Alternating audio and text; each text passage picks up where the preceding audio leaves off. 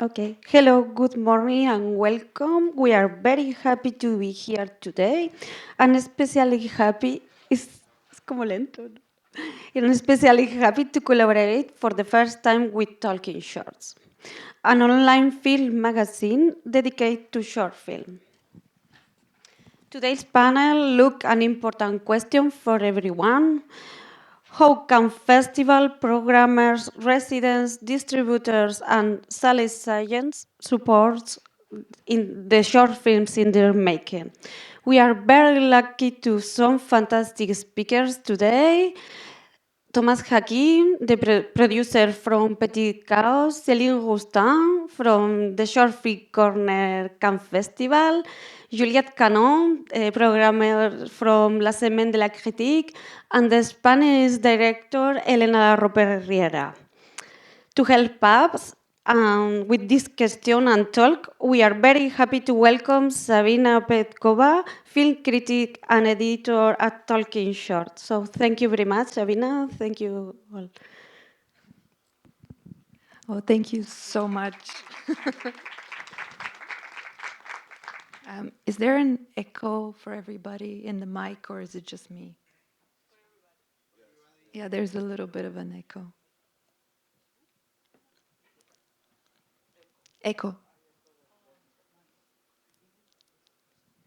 But in the meantime, I want to thank ECAM Forum for having us and for our wonderful first collaboration on behalf of Talking Shorts. It is a bit weird. Yeah. It's doable. Okay, great. Well, thank you very much, everyone, for coming and for joining us today on this warm morning, late morning. And we're going to be talking for about an hour, hour and a half, depending on how you feel. I'm guessing there's so much for us to discuss that we can't wait to delve in. But at first, I would really want to thank all the speakers that said yes to the invite to join us here on stage to talk about short film making, exhibiting, distribution, writing about it, all this life cycle of the short film. And every time we talk about shorts, we also talk about the film industry as a whole. So it's a holistic conversation that I want us to be having, and we're very blessed to have these wonderful people that have so much to tell us about their work, their journey through filmmaking and the industry. So since all of you are described here with one or two words or affiliations, I would really want to ask you to introduce yourselves and your work, more so to hear how you narrativize your own role in the film industry right now, because you wear many hats and you have different interests that cannot be summarized by just one name, right? So can we start with Thomas?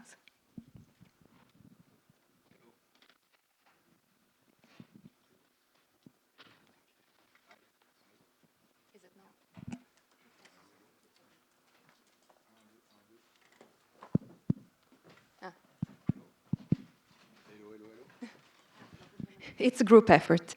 Does it work now? Oh, yeah. Hi. Thanks for having me. Thanks to ECAM. My name is Thomas Hakim. The echo is really weird, indeed. So I'm a producer based in France. My company is based both in Paris and in Orléans. And we created the company with my associate in 2018. We have produced 13 short films as for now and 2 features. We work both with documentary and fiction, and also we work a lot with directors from France, of course, but also from outside of France. We also like to work with people who come from like the art world, and maybe so the last shorts that we released was premiered in Forum Expanded this year. by Antoine Chapon. And also the last feature that we premiered, it released in Spain by Payal Capadia, and it's called La Luz que Imaginamos, in Spanish. Hello, I'm Céline Roustan. I work for different things. This was my first year at the Short Film Corner Rendezvous Industrie, which is a 4-day event, industry event around short films during the Festival de Cannes. But I'm also a programmer for different festivals. I do shorts, features, documentary, animation, live action, fiction, anything you name it. I've also worked in sales and distribution, and I also work for a website called Show of the Week, where we write about short films and we also publish them. We don't, it's not a licensing situation. It's when the films are up for free on Vimeo or YouTube. We put them on the website if we like them, of course, and write a review that's obviously positive. And yeah. Hello, my name is Juliette Canon from Semaine de la Critique in Cannes. Semaine de la Critique is a parallel section of the Cannes Film Festival, so I don't work with Céline. We have different teams, all in different buildings in Paris, and our selection committee is very independent from the selection committee of the Cannes official selection and also Directors Fortnight.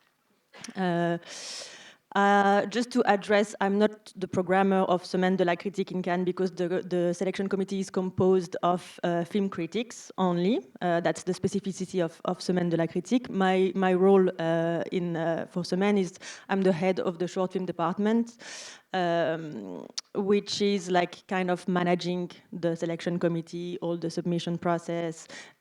It's a work that I do all year long because basically the critics, they criticize films. So my role in this work is to have more the industry aspect of things and more like the festival audience, the target, like the programming aspect of the selection, which is something that the film critics usually don't really know. So that's how I associate my work to them. Hello, my name is Elena López, and I'm a filmmaker, and I also used to be a programmer for different film festivals in the past.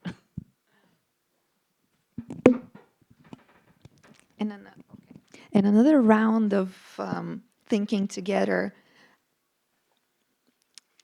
all of your roles within the film industry involved a lot of contacts and a lot of human relationships with art, and the way that different roles speak to one another.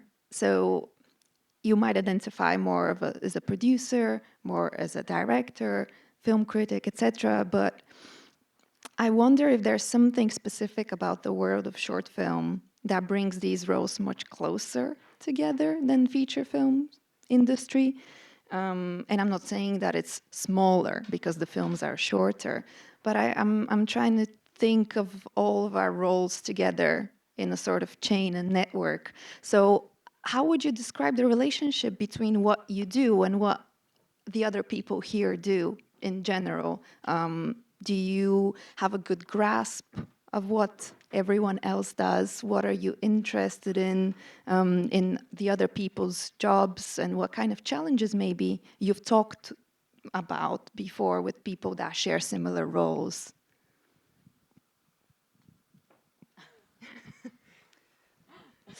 I have the mic, so I'm going to start. I think my role is it's very direct with the filmmakers because the short films industry is very different, as you said, compared to the feature, because feature are always they have people to talk to between them and festivals, which is distributors, sales agents, producers, and featured are almost never in touch really with the festivals.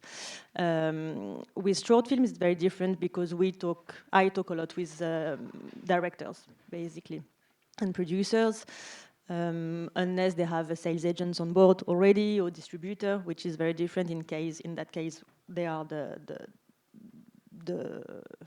interlocutor. So it's like on my side, it's a very interesting job because we talk about creative process, even though I don't have a word to say. When they submit the film and ask for feedback, I try to take what the selection committee say and like transform that in a like creative and constructive way for them to work on their next short, or maybe to continue their vision, which is also very rewarding to me because I can see the progresses that they do along the years, and that's basically, I think, one of the most important part of the job.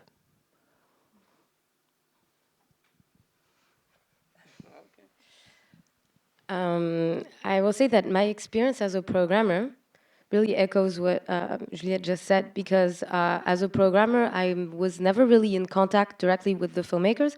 It was the person who was doing Juliette's job at the festivals where I worked who was talking to the filmmakers. So usually I meet the filmmakers during the festival, not before.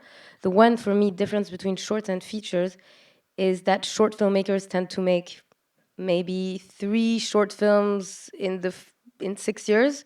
In 6 years, you make 1 feature. So I tend to see the short filmmakers much more on the film circuit. So I see them often, and we build a relationship, and then they send me a cut, and I get to tell them what I think. Of course, it's really like, who cares about what I think, but it's just a random opinion. But I think that this is, to me, the biggest difference between the shorts and the features. You see the filmmakers more on the circuit, because it's technically, sometimes it's not, but most of the time making a short film is much quicker than making a feature. But then in general, I think that for the industry as a whole, I learned how every little piece works by really doing a lot of jobs. The only thing that was very mysterious to me was production. And then I worked for distribution in-house for a production company, so I got to see what financing looked like, literally hiring everyone looked like. But other than that, I really got to see how everything works really by working in different places, yeah, and in different roles. Yeah, Thomas, what is the biggest mystification or the things that people don't know about producing short films? Have you noticed that people, yeah? I don't know, actually. What's the craft? How would you describe the craft? I don't think there is one way of producing, so I also feel like maybe this is why it can be weird, like to know exactly, or like sometimes there are some fantasies about like what a producer is or would be like, especially doing independent films. I mean, I see my part of being like the person besides the director through the whole process, and of course being like hopefully a creative partner, but like also the first like audience for the film. And actually this is how I choose the project I want to do, and also how I accompany them. It's like, oh, this is a director that I would like to see the next film, and now I'm gonna try to help him or her to achieve his or her vision, and also giving like feedback and having exchanges, because of course I also get caught in the process, so then I have no distance, but I guess I'm supposed to be the person that has a little bit more distance, but also that understands from the beginning the intentions. I don't know, it's this kind of back and forth of having distance, but also understanding and being with the director. This is what I love about this job. But that's my vision of producing. I guess if you would ask someone else, that would be a different answer. And to try to answer also your question, your previous question, it's hard, but just maybe to say, I don't know. Again, on my own experience, I guess the hardest part was, and it's still no. I wouldn't say that now it's easy at all, but I guess when you start, it's really hard.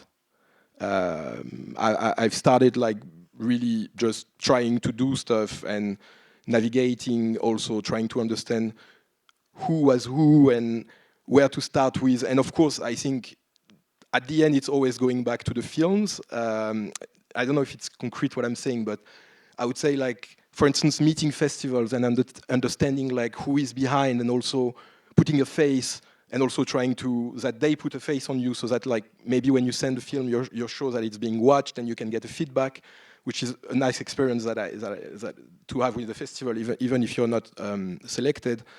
But yeah, it takes time. I guess you have to try, and I guess it was hard at first. I remember the first short film that I produced. I didn't really know what I was doing, producing it or distributing it, but I did everything. So I developed the project, I financed it, I did a lot of mistakes, but it was good. I was on shoot, I was also like production manager on it. It's a short film by Paul Hines called Hers, Foyer.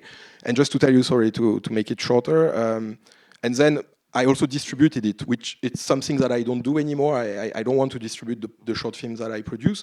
But I think it was interesting to do it myself, to do many mistakes, to see how hard it was to do. And also when we eventually got selected in some festivals, to be able to put a face on this endless list of festivals that you see. And it can be super hard when you start, because you are like one in a million of other people that trying to get noticed. But I guess it's about like trying and trying and trying, and then you get a shot at a festival, for instance, and it's good to go, it's good to meet the people, and at the end you meet the people because they watched and liked the film, and I think that's the best connection, and this is how you can build then a network which will go like, I don't know, in many ways. Yeah, I think also because there is such a plethora of film festivals, both for feature and for short films, for people who are starting, they don't know where to look. And it's very easy to just start submitting and paying enormous amount of fees to any festival that comes up on Film Freeway. But then there's also the festivals that have a more concrete identity, and facilitating these conversations also helps festivals recognize the directors that they should be fostering and giving platform to, and the other way around, the directors to find their own festivals. So which brings me to Elena. You're an award-winning filmmaker. Your shorts have won many awards, and I would say you have one of your places, it seems like, is Locarno, where you've won the Pardino d'Oro. And yeah, I wanted to ask you, when making short films, how do you approach finding the right place for them?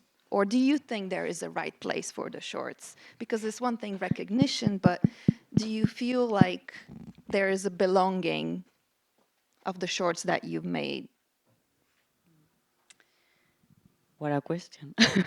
Well, first of all, maybe I would like to say, as a filmmaker, that to me, and maybe, I don't know, you don't agree, but to me, it's the same. I mean, I don't understand the question between feature film and, I mean, the difference between feature film and short films. And my last film is a short film, actually, a medium length, that was premiered at Semaine de la Critique, thanks to, in part, to Juliette, who was prospecting and who was asking also about my work. And this came after a feature film, and everyone was asking me, why are you going back to short films? And I was like, I'm still in cinema. I never quit cinema. I mean, sometimes it takes 90 minutes, sometimes it takes 40, sometimes it takes 20. And I take as seriously as, I take short film as seriously as feature film, because it's my work. I mean, for me, those are my babies, all of them. So yeah, obviously the industry context is different from from a feature film, but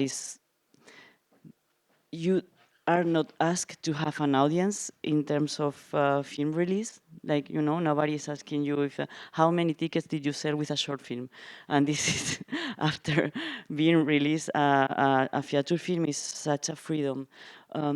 So obviously film festivals are super important. But to me, it was super important because I used to be a programmer, and it's my life. I never did a film school. My film school were film festivals, as a spectator, as a filmmaker. So yeah, it's super important. For example, I mentioned La Semaine de la Critique because I was there with my last film, and I realized how important, even if I have been doing before a feature film, how important is to present your film whether it's a short or a theater, but a short in this case in a good frame where the films are, you know, ¿cómo se dice? Cuidados, like they are, bueno, cuidados. And they are respect and they have their place. So to me it was really important to, and I have the chance also to always present my works on very good context where people take care of short films, of theater film obviously, but also of short films. So yeah, it is important also to have, as you mentioned, Toma, this relationship also with festivals and know which festival your film could fit in. I mean, this is important also to, like, for new filmmakers and filmmakers to come in also to understand also a little bit the cartography of festival in order to know in which festival your work could fit, because all festivals are not for all films. And it was, yeah, as a programmer, I also a little bit I could, you know, manage to know if, but there are a lot of places for all kind of films. So yeah, please continue make short films. It's important to keep this alive because they are alive actually. And I don't understand why they keep asking me this. Why are you doing short films? And it's like, yeah, que me enfada mucho eso. Short films are great. Short films are no less than anything else. They are their own thing and they don't need to be defended. I was thinking, jumping off something that Thomas said, that you're not doing distribution for short films anymore on purpose. Distribution of short films is, I would say, not as an obvious thing for a lot of people. On the one hand, we have the accessibility of Vimeo, YouTube, Short Film of the Week, and some streaming platforms that are payable, but they also show short films, right? But there's not the same kind of theatrical run, and it's not the same pressure on ticket selling and performance. So it's a mixed bag. But I wonder how all of you relate to the distribution, because I know some of you do consulting work, have worked, still work. I mean, Juliette, you are more within the framework of the festival, but I'm sure you also think about the life of these films after they have been shown in the Semaine de la Critique. So yeah, how do all of you relate to the afterlife of a short film that you've been involved to in one way or another?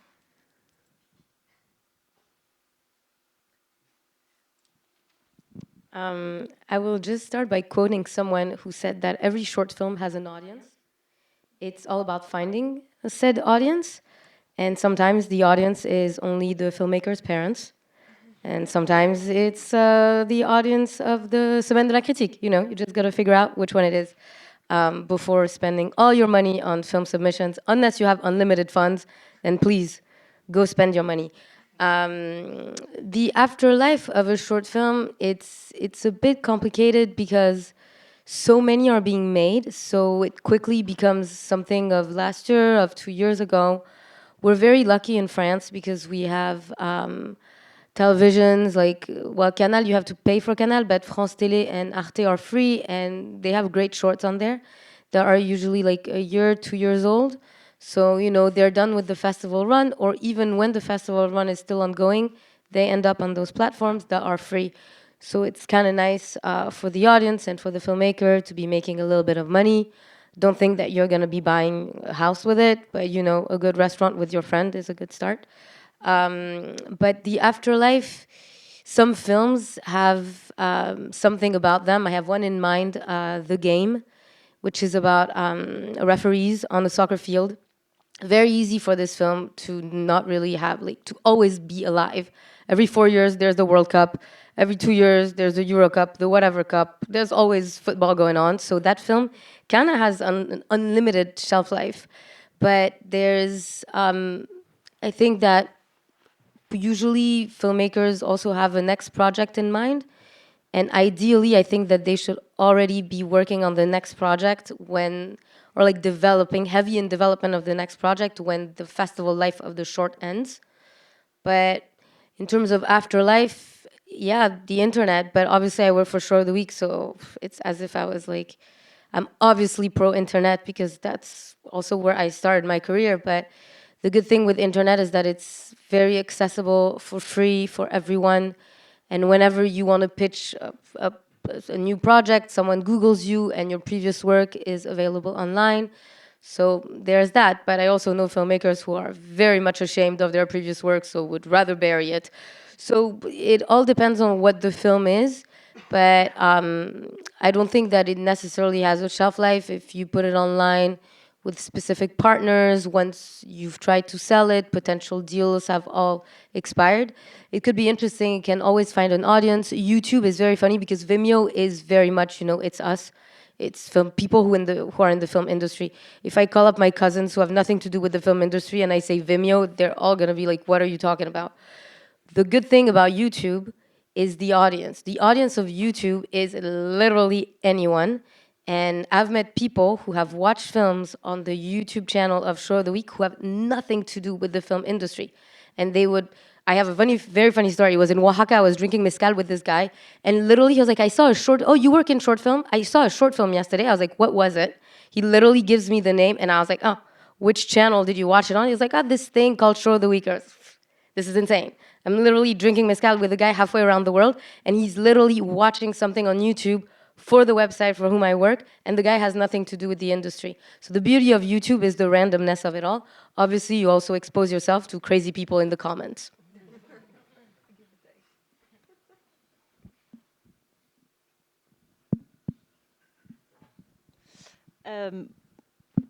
Do you hear me? Yes. My work is more with festivals. So since Cannes asked for world premieres,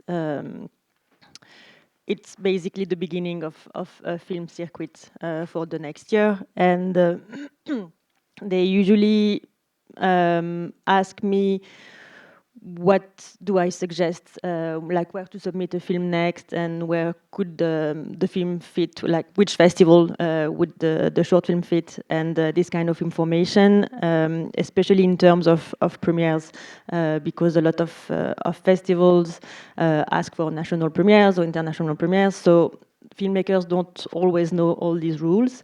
So I try to do a bit of pedagogy with that. That's my way of following up the short film through the year. Also with the short films that were shortlisted and didn't make it into the final selection, because we select 10 short films out of 2,400, and the shortlist is maybe 40, 50 short films. That we take until the very final stage of pre-selection. And all these films, I've been in touch with producers or filmmakers for months. So I try to maybe suggest where they could send the film to, more this kind of follow-up I do with festivals. And in terms of filmmakers themselves and profiles, usually the people that we select at Semaine de la Critique, because we have a program called Next Step, we basically kind of offer to residencies for short films to write their first feature. So that's why we continue following them until they are ready with the first feature to write. So it can take 1 year, 2 years, 3 years between the short film that was selected at Semaine until they get back to do this residency with us. So for many months / years, I kind of follow them, even if they do like a different short film in the meantime, or basically it's a long-term process. I don't know if that answered your question. Okay.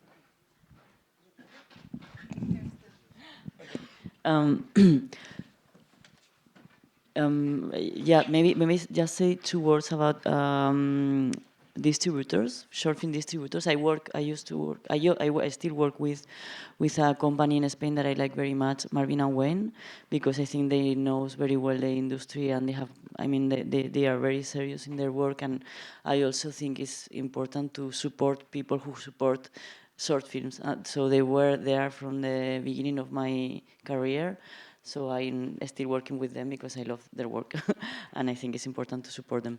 But also just to add something that happened, which was quite unique with my last short film, is that we released it theatrically in Spain, also in Colombia, and we are going to do it in Switzerland and Mexico as well.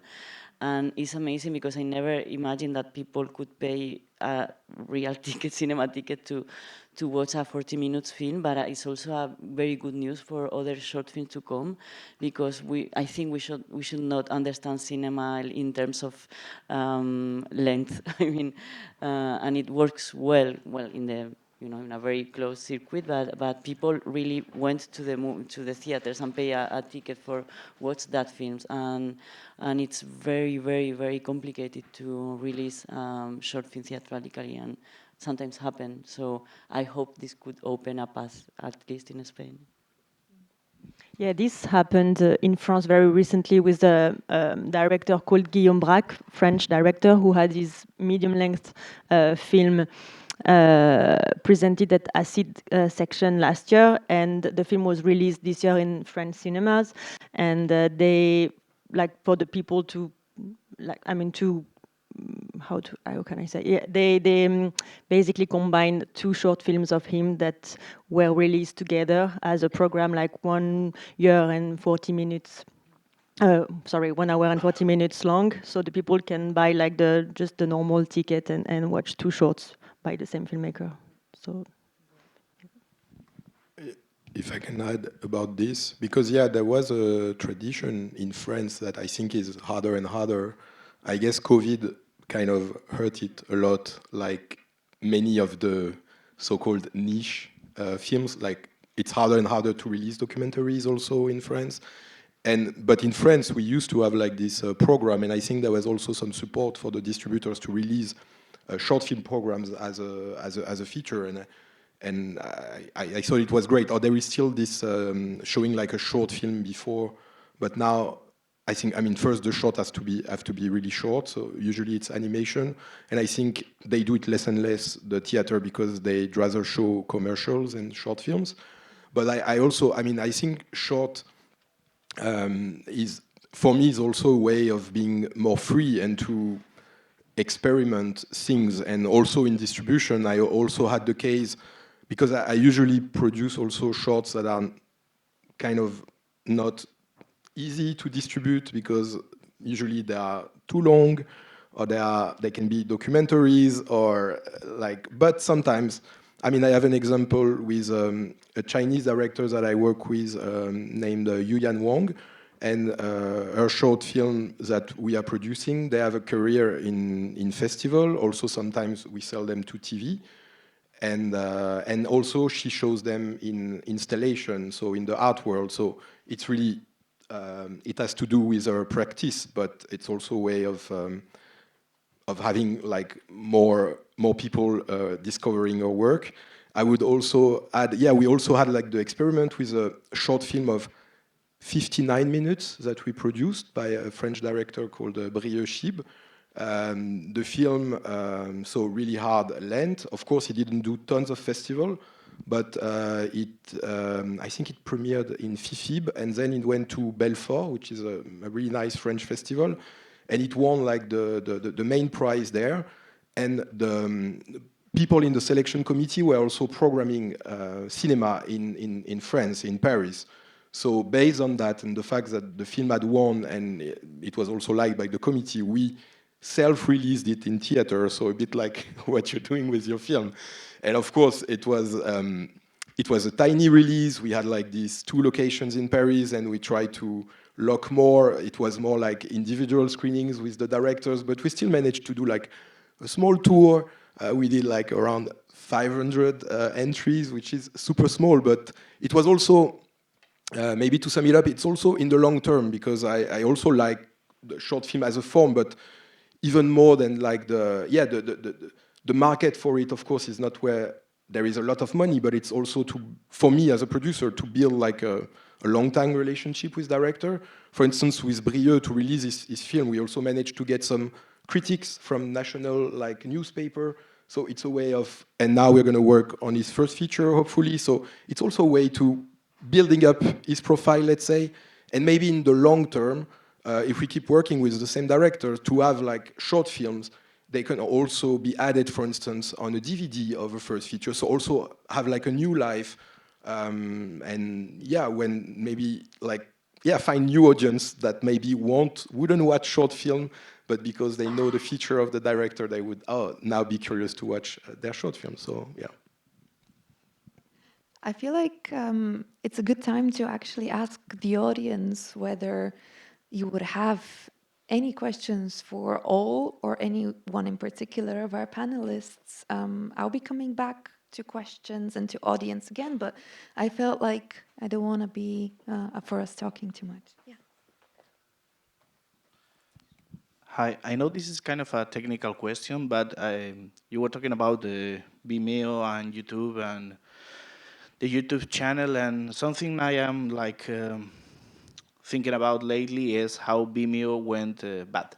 I don't know why. I mean, Vimeo used to be like the platform for professionals and for distribution films. But nowadays, I talk with colleagues and everything, and some people are saying maybe you should switch to YouTube. Let's go to YouTube because they improve the performance of the platform and everything. And yes, you get like these random highlights on your algorithm on the side, and maybe if the films is open, you get like these comments. But I would like to know for festivals if there is really a difference between receiving like this Vimeo link, which is more professional because it used to be like that, or a YouTube link, which is the same film.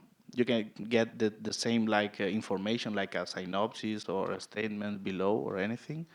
And for the producer and director, I would also like to ask how to handle the no's, because there are plenty of no's until a selection, and then more no's until a second selection. Thank you.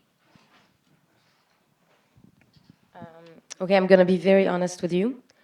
When I see a YouTube link instead of a Vimeo one, there's also the Film Freeway links that are embedded that I specifically hate because just because when I'm at my parents, the internet is not great, and the Film Freeway embedded player requires very good internet to work well. But when I do open and I see a YouTube link, I usually roll my eyes, and usually I'm right because usually the film is bad. But I'd like that to change. I do watch the film, and sometimes I am proven wrong, which I love, and I write it. I'm like, my God, for the first time, I saw a good film on a YouTube link. So technically, the job is the same for us. It's just that statistically, we've been getting more and more YouTube screeners than we have in the past because there has been issues with the Vimeo accounts and like not being able to upload as much as you used to. I mean, I really don't know about all these technicalities, but yeah, we're getting more and more YouTube screeners. Statistically, they're usually not as good as the Vimeo screeners, but you know, more and more, and we review the film the same. Like it could be anything. It could be Frame.io, it can be whatever platform you want it to be. It really doesn't matter. It can be Dropbox. It's all the same. Like I'm supposed to be doing the job the same, so it doesn't matter. I'm just a very cynical person, so when I see a YouTube link, I roll my eyes, but...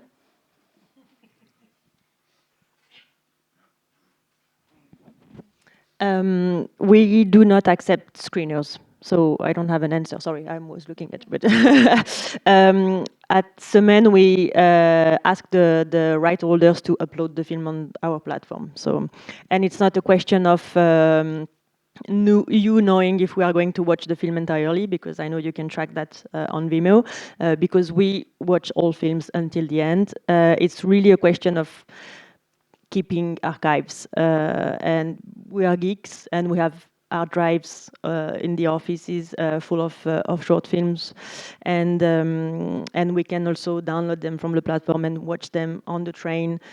All these kind of things that programmers do a lot between two planes or two trains.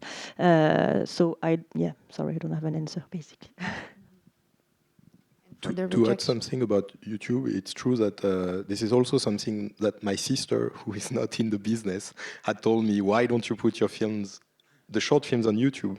And she was talking about like a short film that I directed myself, and she said, okay, but you would reach more audience. And it's true that there is a reluctance of like, it's not prestige enough, or because of course Vimeo, it's only about like short films, I mean, mainly, and on YouTube, you're gonna be mixed with like a bunch of things. And I guess the editorialization is a bit different, but I think it's interesting. I mean, it's something that I never did, to be honest, but I think if more people are doing it, it will bring more. And it's true that there is an audience in YouTube that you could reach, and it's a pity that then we have like a big catalog. I mean, I know some also producers, and I don't know what is the model of that, but it's a bit the idea of, okay, they put their short on Vimeo, and then you can rent them for like a small amount. And it's a way of maybe saying, okay, you have to, but I guess at this point, it's not like to do money, so it would be more interesting to put them on YouTube, but I never did it, so I also like have some reluctancy about that, I don't know. And the question about rejections? I can answer. How do you stand rejection with a lot of therapy, drugs? I know you can try anything. But this is, to me, I'm going to tell a little story because I always tell this, especially to students, and because it's very important also to tell, ¿cómo se dice fracaso en inglés? Failure stories as well. My first short film, Pueblo, I send it like for every fucking festival in the world, and I have rejection, even, everything. And last rejection, the more humiliating for me, was a DVD that the Comunidad Valenciana make every year with the best short film for them. I mean, like DVD that they give to the funcionarios and all. And they reject me, and I was like, okay, I'm going to do a PhD because I'm not a filmmaker. And the same day or the day after, I received the email from Cannes de Réalisateur, from Directors for Night from Cannes, and it was the same film. And I was about to, to abandon everything. So it's super hard to keep going with rejection, and because there are a lot of parameters that we cannot manage. It's not just about having a good or a bad film. And to me, it was very, very important to have this past as a programmer, because I think every filmmaker should spend at least 1 year in a selection committee, also to realize how many good films they are and exist and never reach an audience. So it's very hard. I don't have drugs and therapy, really, it helps. But it's part of the game also to be rejected, I think. First of all, if you're lucky enough to get Juliette to write you like the notes, the rejection note, she writes perfectly. They're very nice. You're almost happy that you got rejected to get the note. But when you get a no, it doesn't mean that the film is shit. Potentially, the film could be shit. But there's many, many reasons why you can get rejected. And there are many things you don't know. You don't know the number of films we got. Sometimes it's not for our audience. And we don't want to put a film that our audience is not going to enjoy. So we don't want to, because that's doing you a disservice. So sometimes a no is because of that. Sometimes a no is because, let's say, 2 of my favorite films of the year, they're by far my favorite, except that the 2 of them are very similar. I'm only going to take number 1. I'm not going to take number 2. But I'm going to take number 3, number 4, number 5. And yes, I can't take number 2 because it's very similar to number 1. So there are a lot of parameters that go into the no. Sometimes it's really that the film is bad. But very often it's also that we just can't find room for it. We like it, we don't have room. And usually at the end of the programming process, when we really cut it down to really the program, we say goodbye. We all say goodbye to films we love. So you get a no, but it really doesn't mean that your film is bad or anything. So don't attach the value of you as a filmmaker. Easier to say than to do, of course, but don't attach your value as a filmmaker of the value of the film to the selection at a festival. It's just, there are way too many parameters that go into play, and just that decision can't reflect all the nuances that went into it. One thing, when you get a no, don't send a crazy email back, because we print them and we put them in our office and we remember your names. I think something that can help also is just to make the film that you really want to make, and not be like, what do they expect from me? If I want to get selected, what do they like? Because I get a lot of questions, being like, what is your editorial line? What do you take? And it changes every time. So I don't know, what do we take? Basically, I have no answer for that. We like to be surprised. So basically, that's my only answer. And for a filmmaker, this is not an answer, because how do you surprise someone? So basically, just do exactly what you want to do.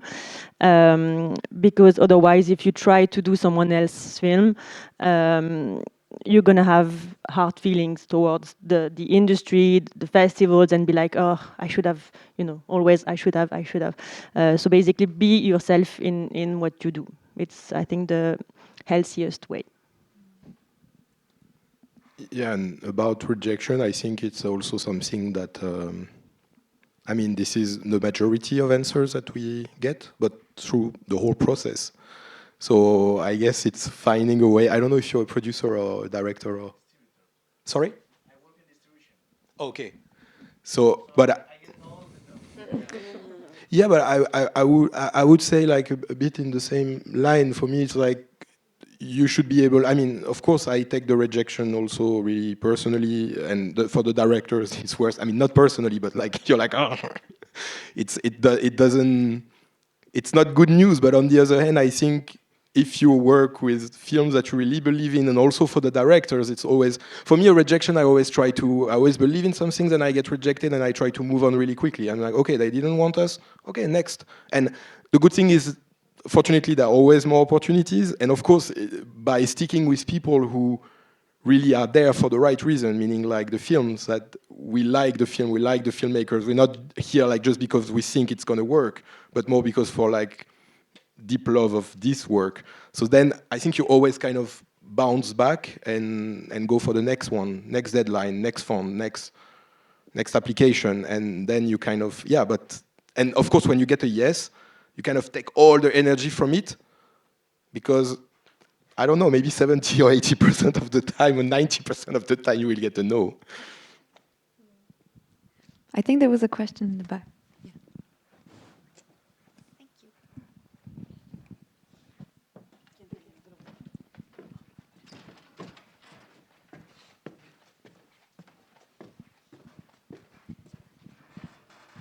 Hello, thank you for being here. I have a question for Elena. Obviously, you have presented your short films in many festivals, and you have awards, etc. You think that if you were a filmmaker, an up-and-coming filmmaker in this age, and let's say that you have a short film, and for whichever reason it's not selected in these festivals, and ultimately, would you decide to just release it on YouTube or another platform just because, let's say, by the end of the day, you want your work to be seen and you want your work to catch the audience and just to be seen and to find its audience? Or would you keep trying to just find the festival that got you accepted forever and ever? Yeah, thank you for the question. Well, it's a very intimate question. I mean, you should decide if for you it's more important to go to a festival or to share your work. We are not obliged to go to festivals, actually. To me, as I was explaining, for me, festivals are my life. So I was educated there, I work there. So for me, it is the best play to share my work, but obviously it's not my decision. They should decide if they put my work on the selection.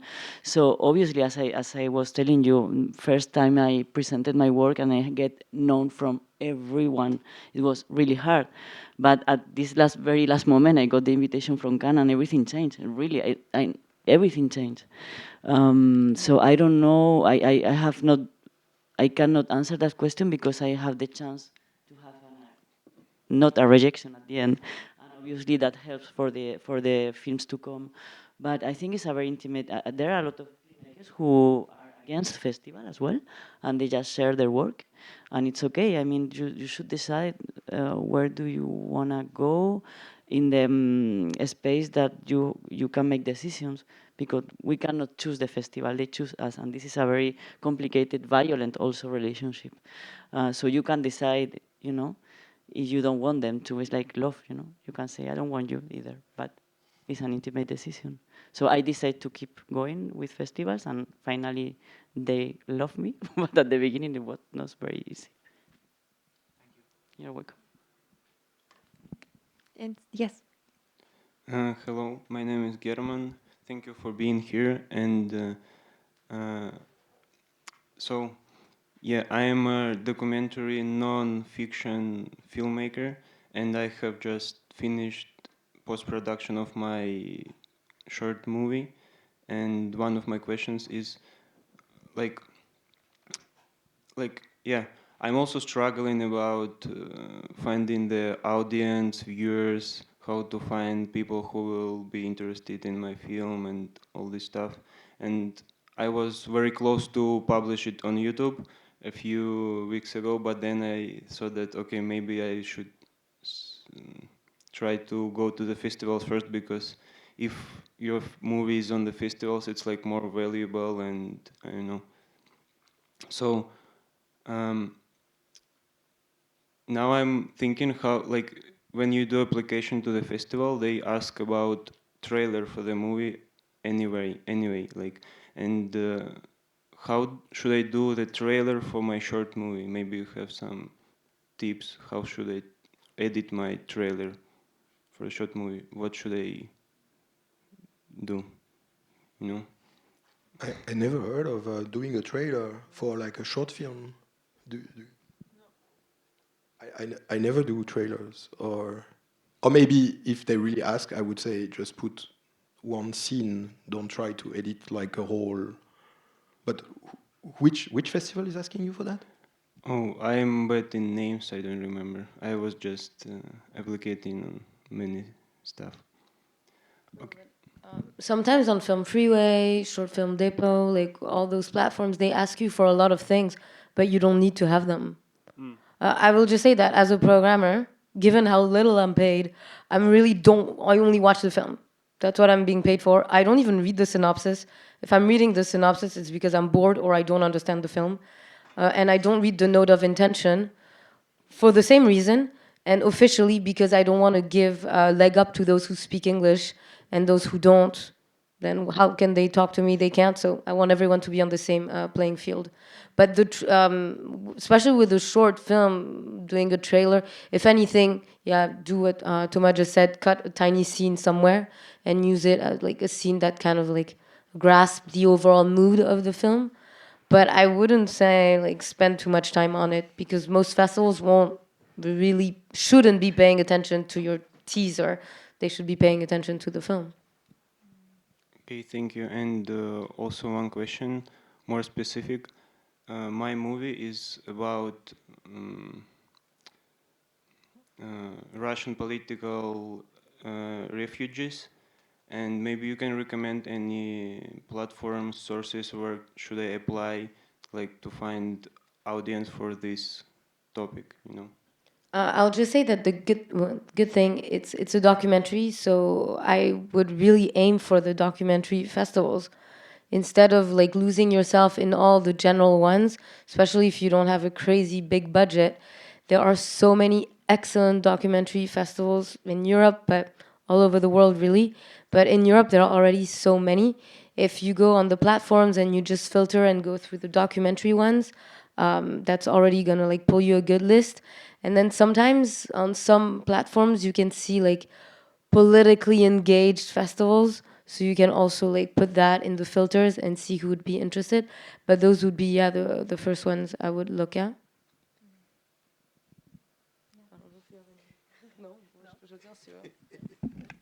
Do we have anyone else that wants to volunteer a question? Yeah, just on this end.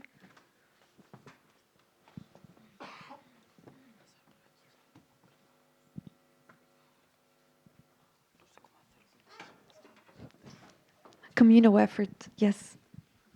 Hola. I teach short film screenwriting, and I was just wondering, with all your experience of watching shorts, do you have any pieces of wisdom, let's say, that I might be able to pass on to my students? I have one. Watch more short films.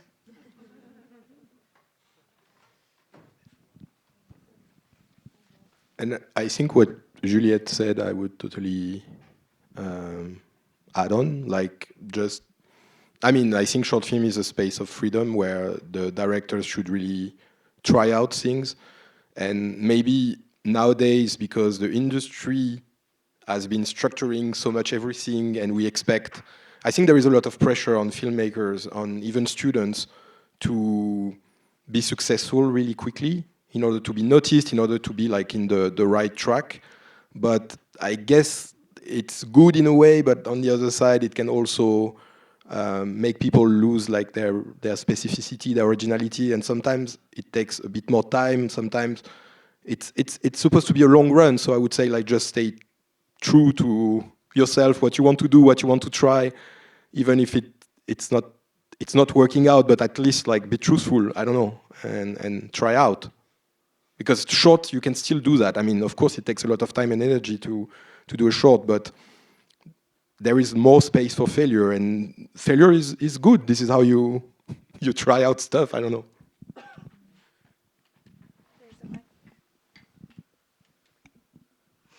Yes, that, and maybe technical advice would be be nice if it's fiction, be nice to your characters, because I see a lot of short films where the characters are treated very badly, especially women, and that's a no-go for us. Also, yeah, I think it's. Be nice in a way that you take time with the characters that you develop, and you treat them nicely. I don't know if that makes sense, but that's my advice. I don't dare to advise anyone. I need advice as well. I'm not able to advise anyone how to make films. I think it's a mystery each one should discover. Do you have another one? Yes. I can do it. Hi. Any of you have any advice to distribute thinking the strategy for your own work and without spend a lot of money? Because I know that not all the short films have the budget to spend to pay a distributor company. So, and if you have any advice to that, thank you. And maybe it will be interesting to hear from Elena about the distribution of The Brides of the South. How was that negotiation deal-wise? How did you work with the distribution? How involved were you? Well, as I mentioned before, I have a long-term relationship with this company, Marvin and Wayne, because they were distributing my previous short films. So I really trusted them, and also not just in terms of money as well, but also in terms of editorial. They take really care, and I think they propose my films, my work, and everyone's work to the festival, which really, are adapted to that kind of work. So I think this is very important as well, as I mentioned before, as Céline just said, that if you make a documentary, maybe try documentary film festivals, because they are, more used to that, or, just to try to understand a little bit what those festivals were programming before, in order to understand if your work fits. Maybe you can have surprise as well, but I think it's a good thing to know. And then have luck. As we mentioned, there are a lot of parameters that we cannot manage, and just trust your work and send it and hope that somebody likes it. Yeah. It costs a lot of money to distribute, which is so either you manage to keep that in your budget, which we are trying to do, or if you do it yourself, which at the end, when I did it myself, I did it for 4 films during 1 year, and I realized also how costly it was to pay the fees, and actually also the times that I was spending at night submitting, whereas like paying someone else, maybe it was more useful. But I would say maybe to try to really focus if you don't have money, which like to focus really where your premiere is going to be, and then out of that you can try to build. And of course you can always maybe trying to do less but more focused, because sometimes with all this internet submission we have the tendency of wanting to apply to everywhere, and maybe that's better to focus. When you get like a premiere, then your film can also be noticed by also programmer. You can also try to write to programmers and to get like waiving fee. And of course,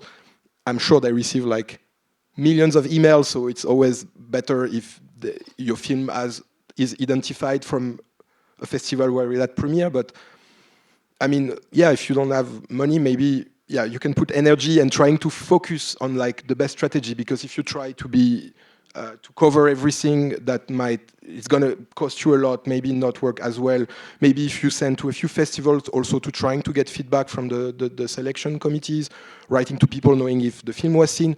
This is the kind of things that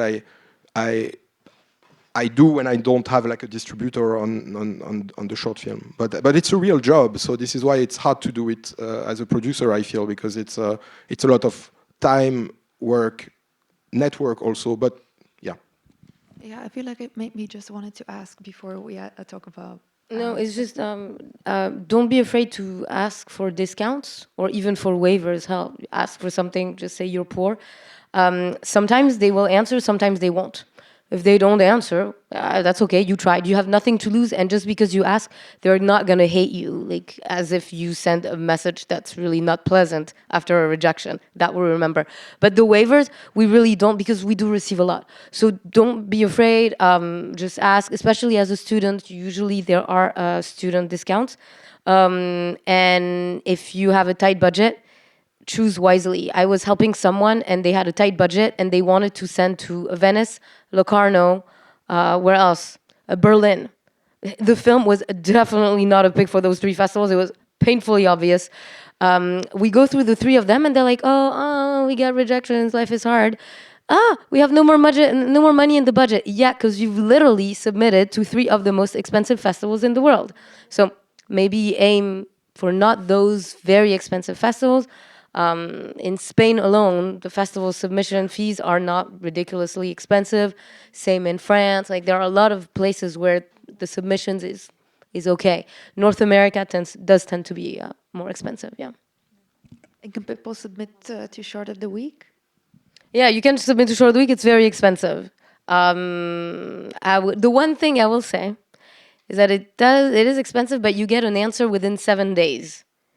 So at least you're not like holding on for dear life for 6 months. But if you write me an email, I will get to it. I don't know when, but I will. But at least it's free. You save, I think it's very expensive. I think it's $40 right now, which is ridiculous. I'm not even going to tell you how much I get paid on those $40. But yeah, write me an email. It's going to be cheaper for you. I was also thinking to add just very quickly that there is something about the short film forum that is very playful and, as we were talking, quite open to interpretation, and filmmakers can often be themselves way more. So I feel like perhaps it's also good to think about when you're making these shorts, whether you're a student or a first-time filmmaker, etc. Also find your people, the people that you work with, other filmmakers that you grow together with. These conversations will foster collaborations for the future for sure, but also within your communities. Have a more focused approach as well if you want to go alternatively to the festivals or supplement the festival run after you've been successful, etc., to show films and to share them with people who wouldn't normally go to watch short films at a festival. So I feel like there's also grassroots ways of getting your stuff across and meeting new people that you can work with afterwards.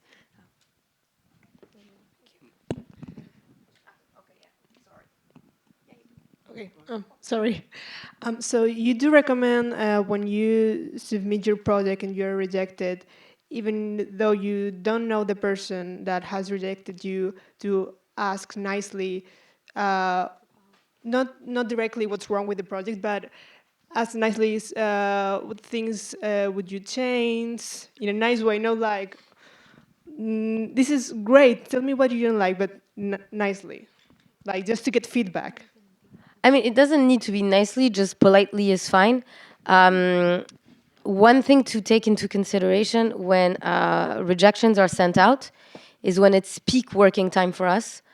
So if you actually email after the festival, so that's more waiting for you, it will definitely be appreciated. And also, whether it's when you're asking for a waiver of this kind of things, most programmers are freelancers and are not paid to do that work. But all those programmers love short films. So they will do it if it's at the right time. So try to put a little bit of effort in your email. Don't CC literally all the programmers from all the festival. You're laughing, but it really has happened to me with literally programmers from like literally all their rejections. It was funny to see friends in there. Then we laughed about it all together. But it's just, yeah, like just say, okay, thank you for taking the time to review my film. If you have any feedback, I would love to hear it. Maybe let me know what wasn't in line with the program this year, or yeah, something. Just don't just write what was wrong with it, and just, yeah, if you put a little bit of effort. Same for like asking for a waiver. You can be like, oh, I saw that this film played at the festival last year. I think my film is a little bit similar, so I think it could be a good fit. It's just, yeah, if you put a little bit of effort, it goes a long way. I think we can tell you like a feedback about what we liked and what didn't work for us, sorry, in terms of general line. But I'm not going to tell you what to change. If it's what you want, like in terms of editing, even the story or the line, we are like, I'm never going to say that, because I don't want to take that responsibility, and also because it's very subjective. So maybe I will tell you to change like the end, and another festival is going to love the end. So it's just like a subjective feedback, and you take what you want to take, and yeah, that's it. Hi, we are director and producer, and I have two questions, but they are kind of attached to each other. And one of them is in terms of the genre of the feature short film that you're going to do. Does it matter in terms of how you're going to perceive it? Because now there's a tendency with psychological thrillers that it's kind of on the palette right now. And the other one is, does it matter? Is it that important for us to have the checkbox on that kind of specific genre that festivals ask for, like racism, all the religion, all the gathering of the human social cultural beings? Well, for sure, no racist, homophobic films. But I think in A-list festival, or at least I'm speaking for Semaine, we try to tend to non-very classical fiction films.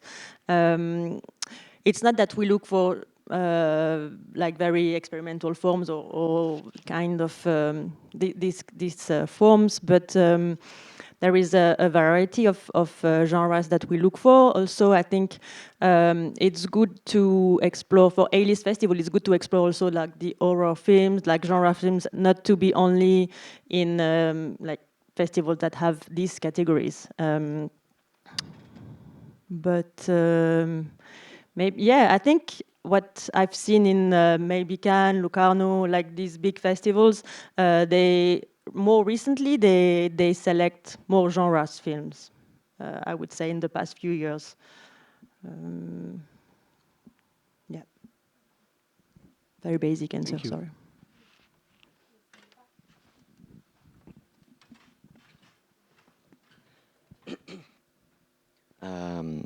Hi, everyone. What was your name? The one that, his name? Yeah. What's your name? Fernando.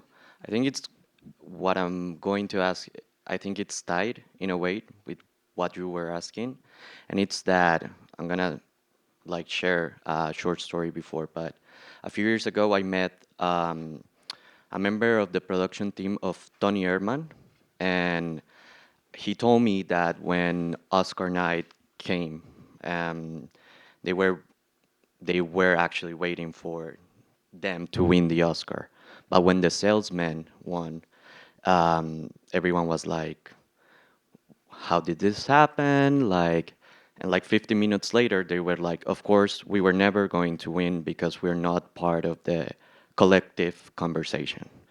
And I think that one of the things that I don't think we refuse, but that we just don't really get to talk about more often is the balance between being part of a collective conversation and staying like in the contemporary like topics and being true to yourself as an artist and like true artistry.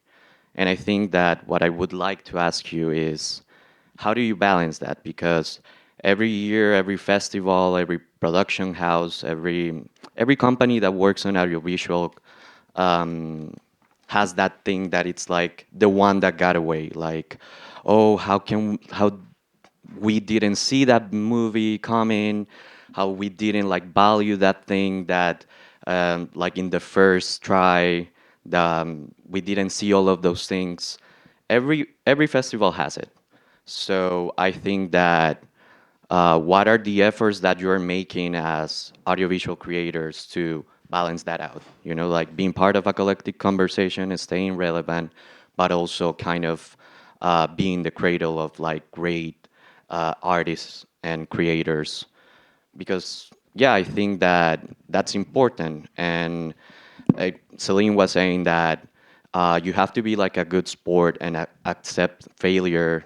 It's like, don't come to us like with a very like shitty email when we like reject your project. But that's like a two-way street, you know, like we also remember those rejections.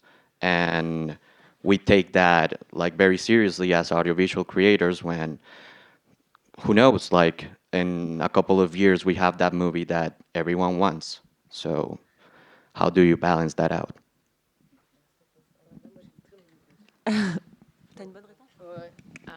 First, I didn't say failure. When we send a rejection, you should never see it as a failure, because how dare we say that you failed? Who are we? We just happen to have this job, but we don't think better than you. You've made this, it's not for this festival, but it doesn't mean that neither you nor the project are a failure. As for the Oscars, keep in mind, the Academy voters are old, straight, white men who vote like old, straight, white men and who love to call themselves woke. So, of course, Tony Erdmann was never going to win, and the salesman was always going to win. Also, the amount of money that was dumped on those two campaigns, the salesman was much higher. So the Academy and the Oscars should never be indicators of anything except who has the deeper pockets. As for the festivals and the collective conversation, when you do a film that is within that collective conversation, you're not the only one. You're going to be up against a lot of projects, not up against, but you will be inherently compared to a lot of other projects who are doing the same topic. So unless you have a very personal reason to do it and a very personal and authentic story and arguably original enough, new enough, you will have a hard time standing out. And this is what this game is. This game is standing out, making a work that, like Juliette said, surprises us. And you have no idea how many films we watch. Believe me, you think you know, multiply this by 10, and you're probably not even close. So we watch a lot of films, so you have no idea. Everyone thinks they're making something super original. Just yesterday, I watched 3 films on the same topic. So that's the big risk you're taking when you do something that's within the collective conversation. But if that's your story, if you have a very personal thing to put in it, it should be shining through, and that should get to us, and that should surprise us in a way. But I will, again, echo what was said before. You should always be making the film that you want to be making, and should not be trying to please whatever trend is going on or whatever you think festivals want. As I will speak as myself, because I see this, like I see films at festivals and I'm really, again, rolling my eyes. It's what I do all day long. And I'm like, why is this film in this festival? Clearly, those people are trying to be woke by taking this film when this film is actually completely stupid. But me, obviously I probably make the same mistake. But when I'm watching, I'm not trying to please expectations. I'm really thinking, where can I take the audience? How can I surprise the audience? So yeah, I'm always looking for something that is literally going to surprise me. So if it's always the same stories, at some point it gets old. And I think if you talk about like trends or like collective topics, if I understood well, I think if you are already able to identify them, I think also it's a bit late. I mean, I would totally add on what you just said. Like it's about if you stay truthful to yourself, maybe it's not gonna. I mean, first there are so many platforms and places where you can show your work that I think it's about like acknowledging that and maybe finding the right opportunities and not like trying to see, okay, I have to, if I don't go to this A-list festival, then my life is over. I mean, maybe it will come later, maybe also, and it's by doing something, it's by cultivating the identity that I think at some point you will become like maybe the beginning of a new trend, of like a trend in saying like, okay, what you do maybe is not what everyone is doing, but maybe in 2 years this is what everyone said, oh, that's the current trend. I don't know if I'm being clear about what I'm saying, but at the end it's about like cultivating your own style, your own vision, and of course like being truthful with what you tell and what you want to tell and what you want to show.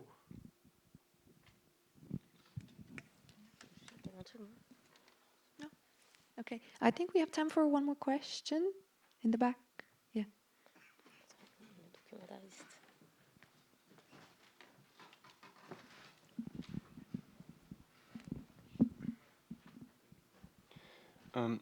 One more question. Talking about distribution as a director, is it better to search for a producer for distribution of the movie, or you should better just produce and distribute by yourself and don't spend time on searching for a producer? I'm a producer, so if people contact me to distribute their work, I mean, there are no rules, but I think for me at the end, because there are so many people, so many projects, so many things, the idea is to find the right people for your project and maybe to do less, but to really identify what could happen. For instance, if you're going to work with a producer on your next project, maybe it's interesting that this one is helping with the distribution.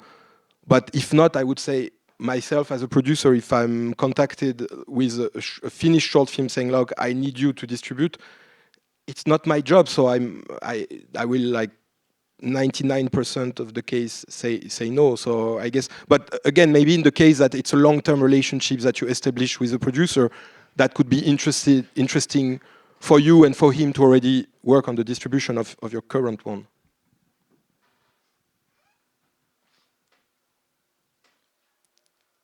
Any last closing ponderings? Yes, wonderful.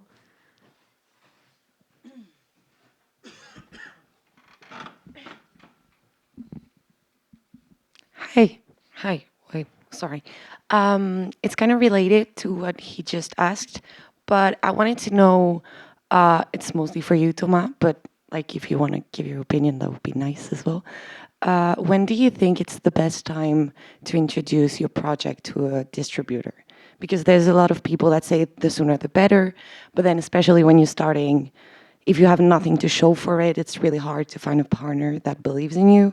So what's your point of view of that? I would say like in everything which is nice and sometimes scary, there are no rules. So I guess it's also about finding like the right person.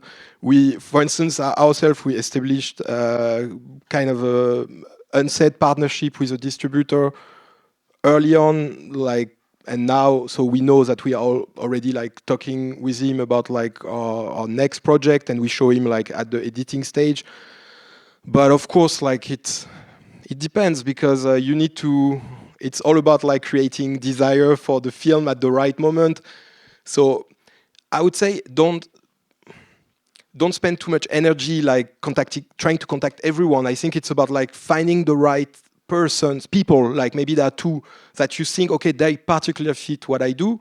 Because then another possibility, of course, it's like getting yourself. You get the premiere yourself, and then of course, if it's like a big festival, you will attract distributors. So that's two-way. But I would say there are no rules. I don't know what you could say. No rules. Break the rules. Okay, I think this is a good time for us to wrap up. I want to extend a very, very warm thanks again to ECAM Forum and to our wonderful guests. You'll be available to watch the recording of this at talkingshorts.com soon after, send it to friends, etc. But for now, join me in a round of applause for our wonderful guests and hosts.